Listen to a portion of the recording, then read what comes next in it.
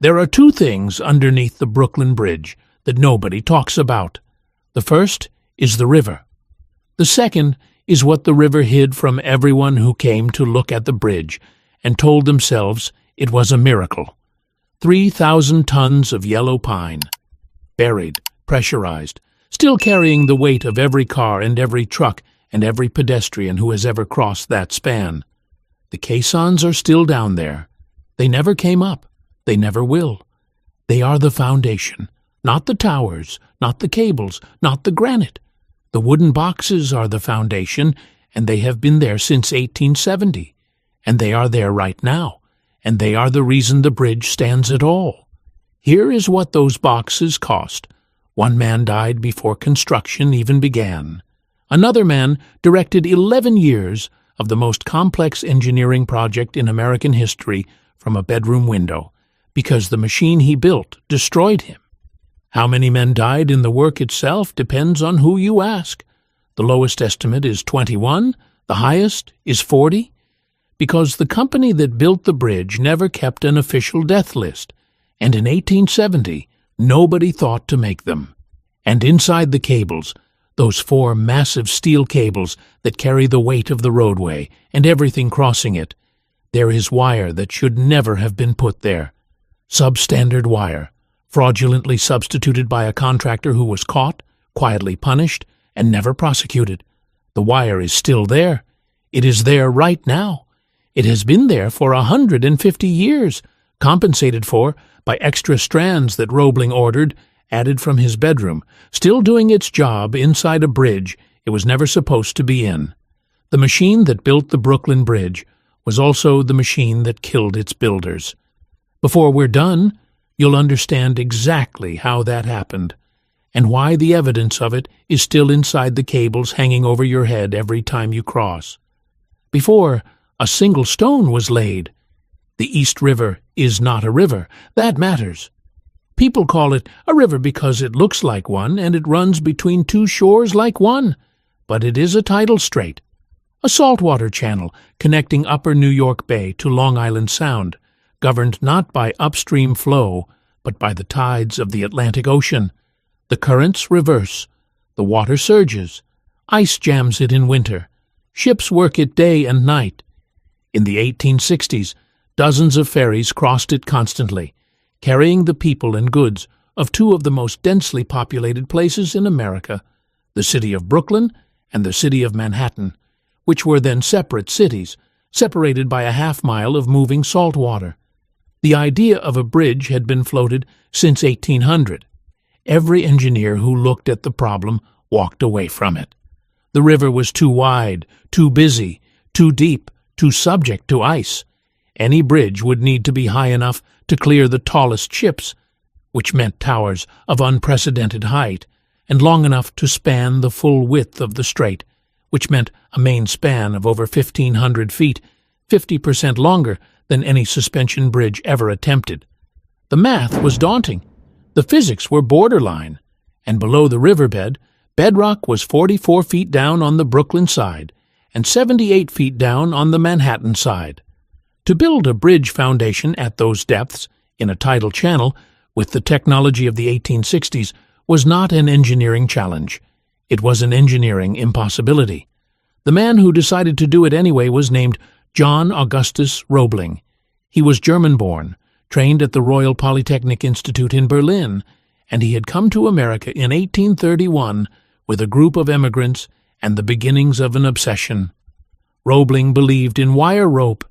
He believed that twisted steel wire, not iron chains, not hemp rope, was the future of suspension bridges, and he had spent 30 years proving it. The Niagara Gorge Bridge, the Cincinnati-Covington Bridge, spans that had been called impossible before he built them. By 1867, when he presented his plan for the East River Bridge to the Bridge Committee, he was the most accomplished suspension bridge engineer alive. He was also 61 years old, and he would not live to see a single stone laid. On June 28, 1869, Roebling was standing on the dock at the Fulton Ferry Slip in Brooklyn, conducting a final survey of the bridge tower location. A ferryboat came in. He was focused on his measurements. He did not move in time. The boat docked, and the pilings crushed his right foot, mangling it badly enough that 2 toes had to be amputated immediately. Any other man would have gone to a hospital. Roebling refused. He believed in hydropathy, water therapy, the practice of treating wounds by dripping cold, clean water continuously onto them. He set up the treatment himself. He was certain it would work. It did not work. Tetanus set in. The bacterium Clostridium tetani produces a neurotoxin that begins with mild spasms in the jaw and ends with the skeletal muscles tearing themselves apart. John Roebling died on July 22, 1869, 24 days after the accident. His son Washington was at his bedside. Washington Roebling was 32 years old. He had served as a Union engineer in the Civil War, building bridges at Fredericksburg and Harper's Ferry under fire. He had studied caisson construction in Europe, specifically to prepare for this project. He knew the plan in its entirety. He was, in most respects, the only man alive who could finish what his father had started. On August 1, 1869, he was named chief engineer of the Brooklyn Bridge project. He had no idea what was about to happen to him. What he did know was that the project was already under siege before a single shovel hit the ground. Engineers who had looked at his father's plans called them reckless. Critics in the press argued that a bridge of this size and this design could not physically hold. The New York Bridge Company, the entity overseeing construction, was controlled by Tammany Hall, the notoriously corrupt Democratic political machine that ran New York City, and its directors were less interested in the engineering than in the contracts. Boss Tweed himself had initially opposed Washington's appointment, preferring a more prominent and more pliant engineer. Washington got the job anyway, but Tammany's fingerprints were on the project from the start, and every major contract, every supplier relationship, every financial decision would pass through men who had interests other than building a bridge. Washington. Roebling understood this. He chose to proceed regardless. Construction began January 2, 1870. The first task was the caissons, the great pressurized wooden boxes that would be sunk into the riverbed to give workers a dry space to excavate the tower foundations down through the muck to something solid enough to hold the weight of what would sit on top of them.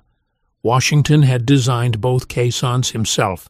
The Brooklyn caisson was built by the Webb and Bell shipyard in Greenpoint, 168 feet long, 102 feet wide, 9.5 feet of interior height, its roof a sandwich of 5 layers of dense yellow pine.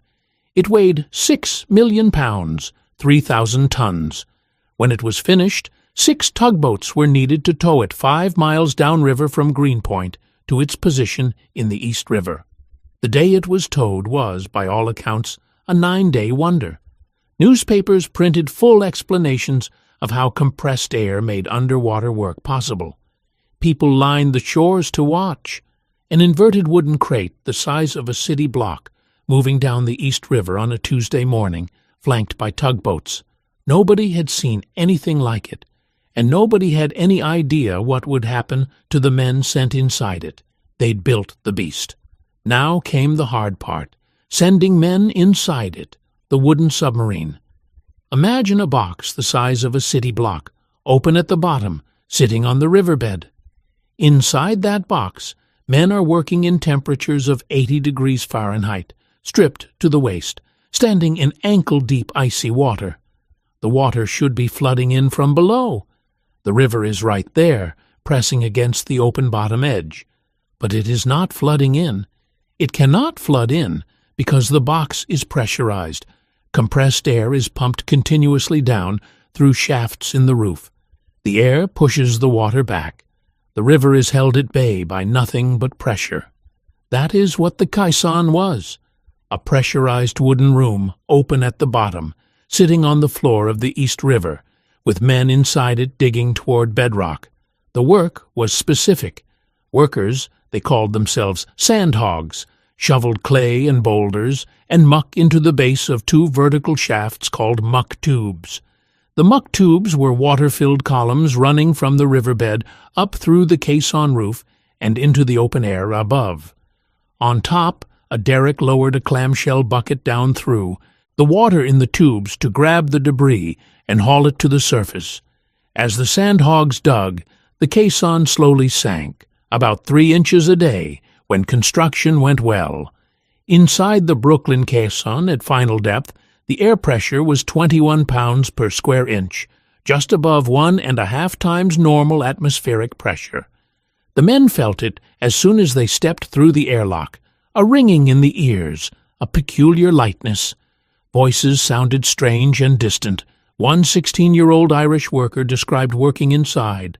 6 men stripped to the waist in 80-degree heat, the sweat pouring off them immediately, standing in icy water held back only by the terrific pressure, the headaches blinding by the end of a shift. He was not exaggerating. That was the daily condition in the Brooklyn caisson, and it was the easier of the two. The Manhattan side went deeper, much deeper. The bedrock on the Manhattan side was 78.5 feet below high water, almost twice the depth of the Brooklyn side. To hold back the river at that depth required air pressure of 35 pounds per square inch, more than double normal atmospheric pressure. The Manhattan caisson's roof was 22 layers of timber, 12 feet thick, with 28,000 tons of granite masonry resting on top of it during the work. The men inside were working in conditions that would not be understood as medically dangerous for decades. But before the Manhattan caisson even reached its worst depths, the Brooklyn caisson nearly destroyed itself. On a Sunday morning in 1870, a day when no workers were in the caissons, the water level in one of the muck tubes dropped dangerously low. During working hours, the constant pull of the clamshell bucket kept sediment suspended in the water, making it heavier and better able to resist the air pressure from below. On this quiet Sunday, the water in the tube was clean, light, and suddenly there was not enough weight to hold back the pressure. The compressed air blew out through the muck tube with a detonation that people heard for blocks. A waterspout erupted 500 feet into the air above the East River, raining water and mud and river debris onto the entire Fulton Ferry neighborhood. The force was enough that, had workers been inside, they would have been sucked out of the caisson and hurled up with the spout. It caused a stampede in the streets for blocks around. Washington Roebling surveyed the damage and ordered the protocols for the muck tubes changed. He kept working. 3 months later, the caisson tried to kill them from the other direction. In December 1870, a worker, his name was McDonald, according to the Brooklyn Daily Eagle, was reaching into a wooden box nailed to the roof to retrieve his coat. He needed both hands to do it. He was holding a candle in his right hand. He held the candle up near the roof timbers for what the investigators later estimated was at least a full minute while he rummaged with his left hand. In the oxygen-rich atmosphere of a pressurized caisson, even a brief exposure to an open flame near unfinished timber is dangerous. McDonald saw a small scorch mark on the wood. He packed it with plaster. He walked away. He disappeared from the job and was never seen again. What he left behind was a fire burning inside the roof timbers, not on the surface where anyone could see it. Inside the layers of dense yellow pine, fed by the oxygen pressure and invisible to anyone looking at the ceiling. Washington Roebling eventually detected it by smell and by the subtle discoloration of the wood. By the time he understood what he was looking at, the fire had eaten 5 feet into the timber and spread horizontally 50 feet in all directions. How do you put out a fire you cannot reach, burning inside solid wood in a pressurized underground chamber? 3 fireboats and the entire Brooklyn Fire Department spent days pumping the caisson full of water to drown it. The repairs took over 2 months. During the worst of it, Roebling stayed in the caisson so long, breathing the smoke, fighting the heat, refusing to leave, that eventually he had to be physically carried out in a state of collapse. His assistants brought him up into the fresh air half-conscious, set him down on the dock, and let him recover. He was back at work the next day. Roebling survived the fire, The caisson survived the fire, but he had been down in those compressed air chambers for so many hours over so many months that something invisible was accumulating in his blood. He did not know it yet. Nobody did. I have read his notes from that period, written in pencil and rewritten in ink on whatever scraps of paper he could find, with the heading Accidents at the top. The fire is the first entry. It reads, as one historian noted, almost like urgent poetry. That is what exhaustion and pressure produce. A man reducing catastrophe to a list, because a list is what he can still manage. What the Eads Bridge was simultaneously discovering in St. Louis, where caissons were being sunk for the piers of a Mississippi River crossing at the same time, was that the men coming up from compressed air environments were arriving at the surface with a disease nobody had a name for. Agonizing joint pain, paralysis, vomiting, some of them died. James Eads's physician, Dr. Alphonse Jaminet, was documenting cases in 1871. The knowledge was there, fragmented, scattered between two bridge projects in two cities, but nobody had assembled it yet. Nobody had understood the mechanism. Nobody had told the sandhogs inside the caissons the machine survived the fire, the men inside it. That was a different question. The men who went down. Every day, 264 men went through the airlock and into the caisson. Their wages were $2.25 a day. Good money for common labor in 1870. Over the full course of the caisson work, roughly 2,500 men passed through those wooden rooms. They were immigrants mostly, Irish, German, Italian. They worked in heat that wrung sweat out of them before they had been underground 5 minutes, and they worked in water that tried to freeze their legs while the pressure tried to burst their eardrums, and when they came up at the end of a shift, they often came up bent over, one hand on their knees, the joints already aching. They called themselves sandhogs. It was not a term of affection. It was a description of what the work felt like. Digging in the dark through muck and stone, under a ceiling of compressed air and river water. What did a shift actually look like? You stepped through the airlock, a small chamber that equalized your body from normal air pressure to caisson pressure, and your ears popped, and the world got strange. The sounds changed. Voices became distant and muffled. The noise of the shovels and the hammers sounded wrong, flattened. Your body felt different, lighter and heavier at the same time. You stripped your shirt because within 30 seconds you were soaked with sweat. You worked with a shovel or a pickaxe or a blasting charge, in the dark, under lanterns, shoveling muck and clay and boulders into the base of the muck tubes while the derrick above clawed it up and away. The caisson smelled of river mud and burning candle fat and the particular metallic stink of pressurized air. You did that for a shift. Then you came back up through the airlock, and for most men, particularly on the Brooklyn side where the pressure was lower, you were fine. You ached, your head hurt, but you were fine. On the Manhattan side at 35 psi, fine wasn't always what happened. By May 1872, the men working the Manhattan caisson had had enough. They went on strike. The demand was $3 for a 4-hour shift, half the normal day for more money, because of the exceptional danger of working at 35 psi. The men understood, even without the medical vocabulary, that the deep side was more dangerous than the Brooklyn side. They could feel it. The aches were worse. The recovery took longer. Some of the men who had worked both caissons refused to go back down on the Manhattan side. The New York Bridge Company responded by threatening to fire every striker immediately and replace them. The men went back to work. They were not wrong about the danger. The Manhattan caisson was killing them. They just did not know exactly how. The mechanism was this. At elevated air pressure, the nitrogen in the bloodstream, normally inert, normally passing through without consequence, begins to dissolve into the blood and tissues in larger quantities. The body absorbs it because the pressure forces it in. When the worker surfaces, if the transition from high pressure to normal pressure happens too quickly, That nitrogen comes out of solution the same way carbonation erupts from a bottle of beer when you open it too fast. Nitrogen bubbles form in the joints, in the spinal cord, in the brain. The pain is described as being stabbed from the inside with hot pokers. The paralysis begins in the legs. Some men recovered, some did not. Could the doctors help? Not yet. In 1872 there was no treatment, no understanding of the mechanism, no protocol for coming up from depth safely.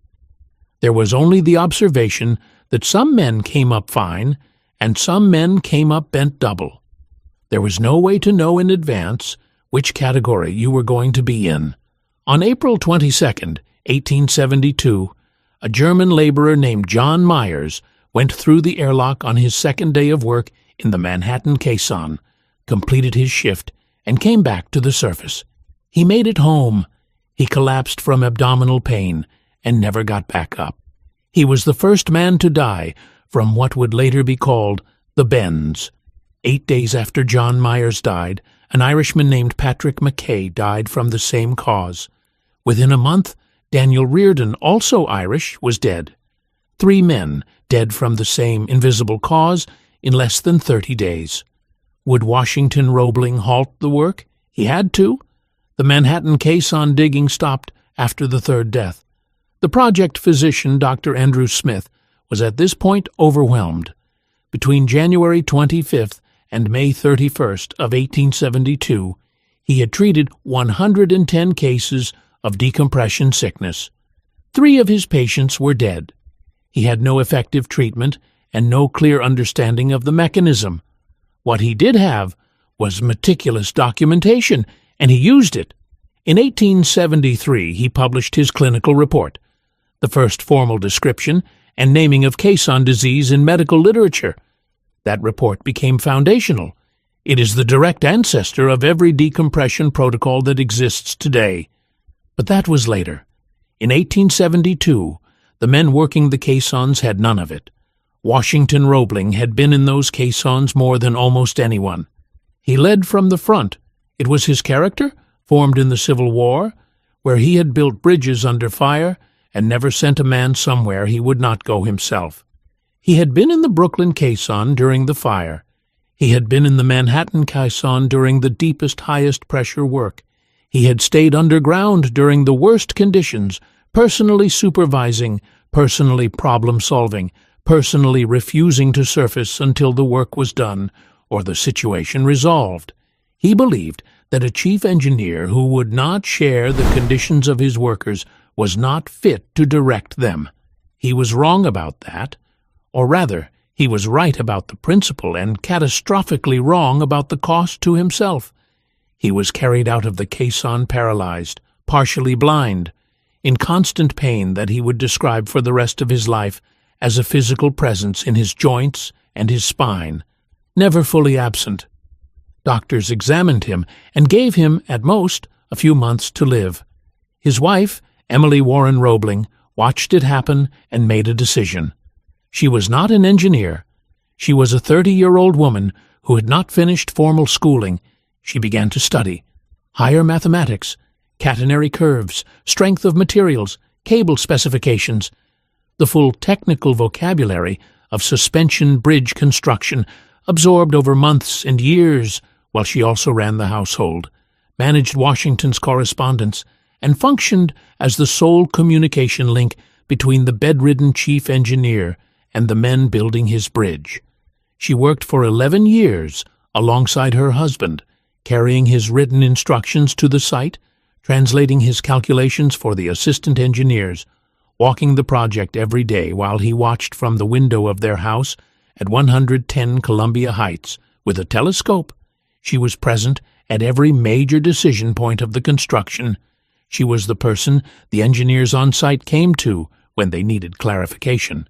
She understood the bridge as well as anyone alive by the time it was finished. According to historian David McCullough, this was the only time in known history that a major engineering project was overseen by a chief engineer who was never physically present. Washington Roebling directed the construction of the Brooklyn Bridge from a bedroom.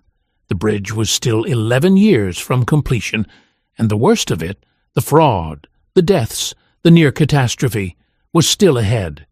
He could see the bridge from his window.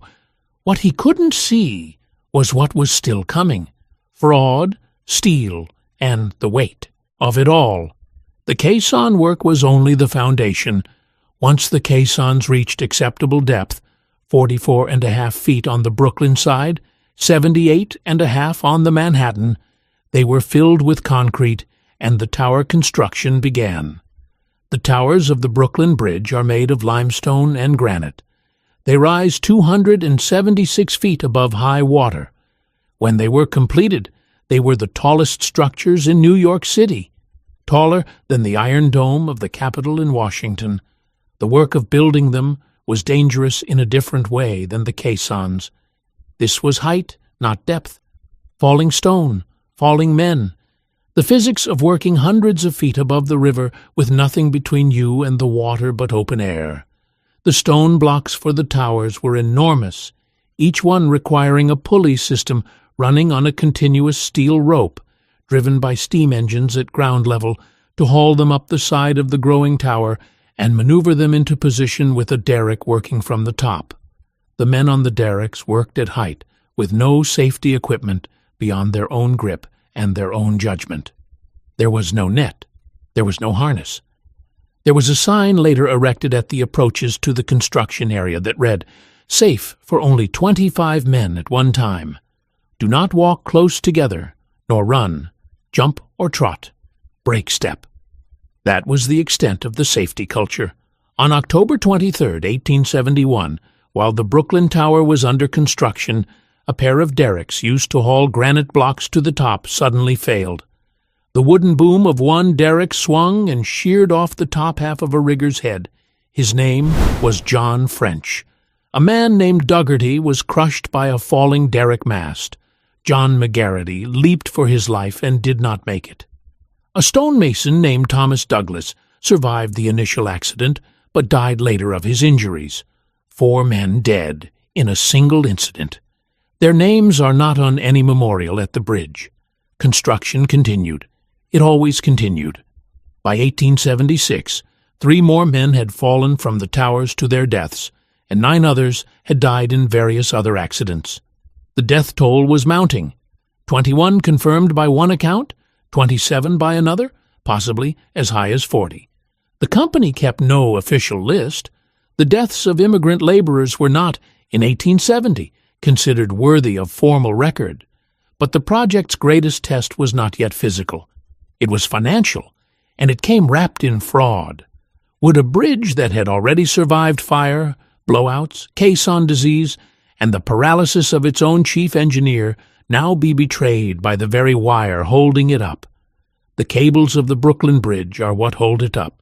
4 main cables, each containing thousands of individual wire strands, draped from tower to tower and anchored deep in the river banks.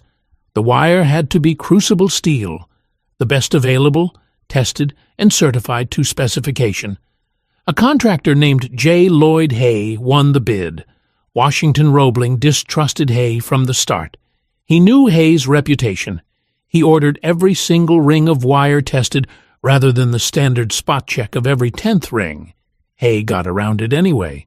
His method was elegant in its audacity. Wire that was tested and passed would be loaded onto wagons at his mill and hauled to the bridge. But the wagons would stop in the night, and the certified wire would be replaced with rejected wire before morning. Roebling's inspectors caught it by secretly marking the good wire. Hay was confronted, warned, and told to stop. He found another method.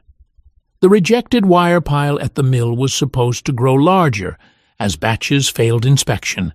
Instead, it was shrinking. The rejected wire was disappearing. It was on its way to the bridge.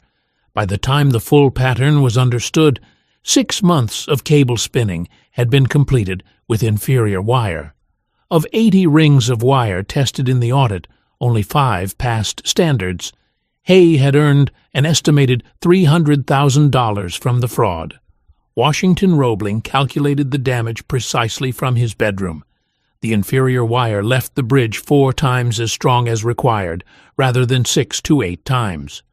Think about what that calculation meant. A man who could not walk, who could not visit the bridge he was building, who directed construction through a telescope and a series of notes carried by his wife, that man had to decide, alone, whether the bridge his father had conceived, and that had already cost him his own health, was still safe enough to stand. He did the mathematics. He concluded it was. He ordered 150 extra wires added to each cable to restore the safety margin. The Board of Trustees, aware that scandal would kill the project politically, hushed it up entirely. Hay was not fired. He was quietly required to personally pay for the additional wire. No charges were filed related to the fraud. Hay eventually went to prison for check kiting. The wire crime was never prosecuted. The substandard wire is still in the bridge today. The cable spinning was completed on October 5, 1878. The roadway construction took 4 more years, and when the bridge finally opened on May 24, 1883, it was 13 years after Washington Roebling had gone down into the first caisson, and 11 years after he had been carried out of the last one. He was 45 years old and still confined to his house. The first person to cross the Brooklyn Bridge was Emily Warren Roebling. She carried a rooster, a symbol of victory. Behind her, eventually, came the governors and the mayors and the military officials and the dignitaries who gave speeches about American genius and the triumph of engineering. Washington watched from his window. 6 days later, a rumor circulated in the crowd, nobody ever identified where it started, that the bridge was about to collapse. People panicked. 12 people were trampled to death in the stampede to get off the bridge. A week after that, P.T. Barnum drove 21 elephants across the bridge to prove it was sound. The famous Jumbo led them. The bridge held, the bridge stood. But the cost of it, that's what people forget, what lies beneath. Stand on the Brooklyn Bridge today. Walk out to the middle. Look down at the river, or look up at the cables, or look at the towers and try to estimate their height. 276 feet. The tower stones are the size of automobiles. The cables contain enough wire to circle the earth 3.5 times. From this bridge, when it opened, you could see every other structure in New York City below you. Now, think about what is underneath your feet, below the roadway, below the water, down in the silt and clay of the East River bottom, 44 feet under the Brooklyn Tower and 78 feet under the Manhattan Tower. The caissons are still there. They were never removed. There was no mechanism to remove them. They were filled with concrete in 1872 and became the permanent base of the towers, and they have been down there ever since, absorbing the weight of granite and limestone and steel cable and every vehicle and pedestrian that has crossed this bridge for 140 years, 3,000 tons of southern yellow pine, still pressurized in the sense that the weight above prevents any air from ever escaping, still doing the job they were built to do, still the foundation. What is also still in the cables is Hay's wire, the inferior wire that was never pulled.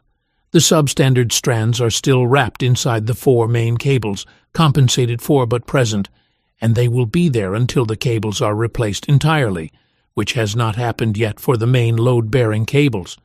When you drive across the Brooklyn Bridge, you are trusting steel that a convicted fraudster substituted in the night 150 years ago, and the trustees decided was not worth the scandal of fixing properly. The bridge holds. Roebling's engineering held even against the corruption his own employer allowed.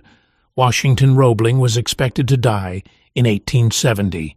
Doctors gave him months. He lived until July 21st, 1926. 43 years after the bridge opened, 89 years old. He outlived Emily, who died in 1903. He outlived the engineers who had carried his instructions to the site. In his last years, his health had partially recovered, and he was able to visit the bridge. He had not seen it up close since 1872. He stood on it and looked at the towers and the cables and the roadway, and said very little by all accounts. The project physician, Dr. Andrew Smith, published his 1873 report on caisson disease and gave a name and a clinical description to something that had been killing workers without a name for decades. His documentation formed the basis of the medical understanding of decompression sickness. The protocols developed in the decades after, the stage decompression, tables, the hyperbaric chambers, the recompression treatment methods that are now standard in every diving emergency, all trace back to the work done on the Brooklyn and Eads bridges.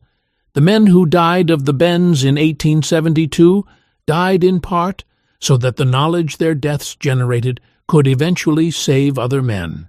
That is not a comfortable sentence. It is simply what happened. Consider what the bridge actually was when it opened, the longest suspension bridge in the world, the first bridge to use steel wire instead of iron for its main cables, the first major engineering project to use explosives inside a pneumatic caisson, the first fixed crossing of the East River, a body of water that had separated two of the largest cities in America for 200 years. On the day it opened, Brooklyn and Manhattan were still technically separate cities. The bridge made their eventual consolidation into a single New York City, which happened in 1898, effectively inevitable. Every borough resident who crosses into Manhattan today, in any form, crosses because the Brooklyn Bridge existed first. The bridge held the world record for suspension span until 1903, when the Williamsburg Bridge opened just upriver. By then, the world had moved on, and the Brooklyn Bridge was simply a bridge. No longer a wonder, just infrastructure. That is what happens to engineering when it works. It becomes invisible. It becomes assumed, but invisibility is not the same as absence. The costs do not disappear when people stop thinking about them. They go underground, literally, in this case, and they keep working, and the world that rests on top of them never looks down. What it does not do is advertise what is underneath it. The caissons are not on the tourist map. There is no marker at the tower base that says, below this point, 3,000 tons of yellow pine, filled with concrete, compressed air sealed inside by 150 years of granite weight, resting on the riverbed at depths that killed men whose names were not recorded. The monument is above the water. The foundation is below it. The cost of the monument is in the foundation. Over 100,000 vehicles cross it every day. 10,000 pedestrians, 4,000 cyclists. None of them think about the caissons. None of them think about John Myers, who went through an airlock on his second day and came home and collapsed and never got back up. None of them think about John French, whose name was in the Brooklyn Eagle accounts and is nowhere in the official record of the bridge. None of them think about the 2,500 men who went through those airlocks and came back up with their joints on fire and their heads ringing and their wages of $2.25, and did it again the next day and the day after that. John Roebling never saw a stone laid. Washington. Roebling directed it from a window for 11 years. The sandhogs who went down and died left no official list. The fraudulent wire is still inside the cables. And under everything, under the towers, under the river itself, the wooden boxes sit in the dark and hold up everything built on top of them. They don't make them like that anymore. Not the bridges, not the men who built them, and not the machines that broke them in the building.